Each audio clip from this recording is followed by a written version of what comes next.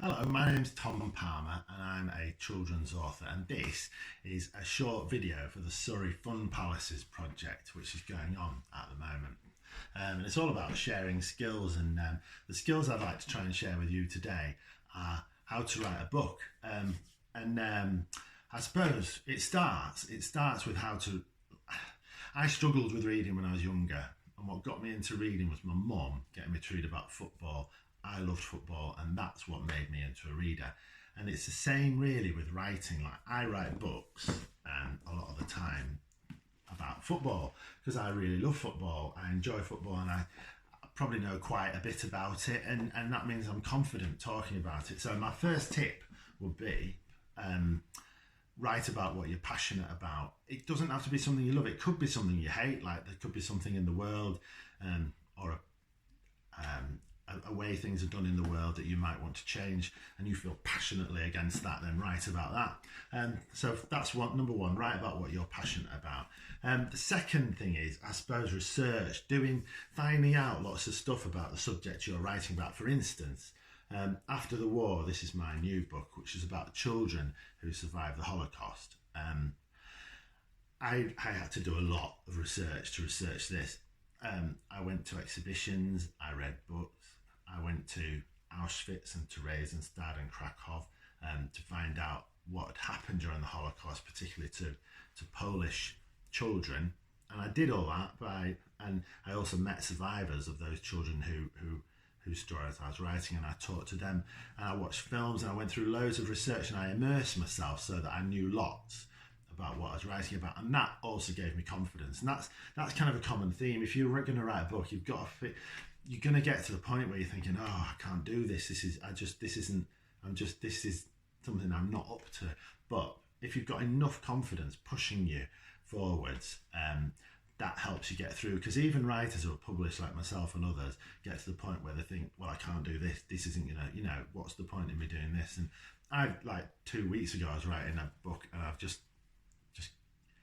feel like I can't do it. But I know if I have a break and I do a bit more research, I can go back to it refreshed. So that's point number 2, would be research. Point number 3 is organising information. Like, when I'm writing a book, I keep a notebook, and in the notebook I will have things like notes, I suppose. Notes, so like things I've written down. I'll put in maps and so there's maps and things I've cut out of the newspaper. I'll gather all my information in there. Lots of every book I read, every film I watch, I'll take lots of notes. But also I gather information in other ways as well. So I keep a scrapbook when I'm writing a book. So in the scrapbook I will keep things like pictures of the children that I'm writing about. I will keep pictures of the places they went to after the war, so that I can describe those places. I read important documents that relate to their experiences, but also I find maps are really important. And I gather all these things, like the pictures of people, the maps, all the things, and I gather them all in photographs that I've taken while I am doing my research. Where's it gone? For instance, there, and comparing it to a photograph from 75 years ago. So keeping a scrapbook is a really good way of sort of gathering information together and keeping it in one place. So this is information I gather in note form, so I've got all my ideas, but this is kind of information I gather visually. It's like a visual thing, and that help me keep everything in my head so I can write the book effectively.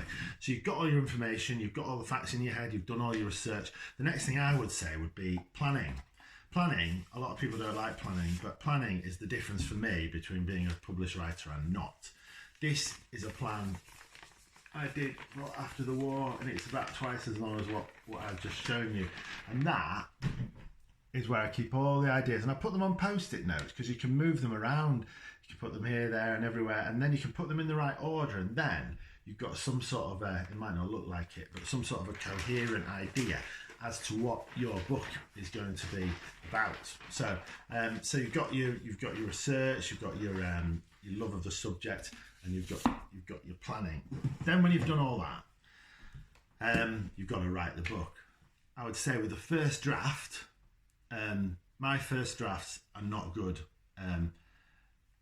I do about 8 drafts. The first draft is just getting it down and to see how many mistakes you could possibly make. Like, let's say a book I've written with 200 pages, you're looking at, I don't know, at least 1,000 mistakes, probably more like 5,000 mistakes. And the art of writing is getting it down, for me anyway.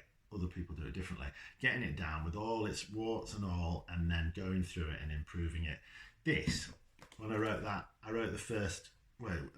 third draft, my editor read it and she pretty much said I had to change 80% of it. So only 1/5 of it remained how it had been. So that sort of thing. So get your first draft down, but then edit, change, check. Like, if the best way you can become a better writer is by making mistakes. And the trick is to identify the mistakes you've made. You can do that yourself, or you can get other people to read your book for you, to point it out for you. But by making mistakes and identifying your own mistakes, you can become a better writer. And then it's just a matter of writing it and writing it and writing it. And the last tip I would give you is don't give up. Don't give up. If you really want to do it, you will do it.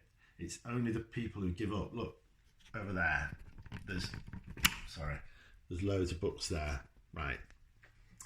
They're by people who didn't give up. There's probably another 1,000 books, each one of those books on there, that could have been written, but the people who were writing them gave up and didn't write them. So my last piece of advice would be, don't give up, and I wish you lots of luck with your book.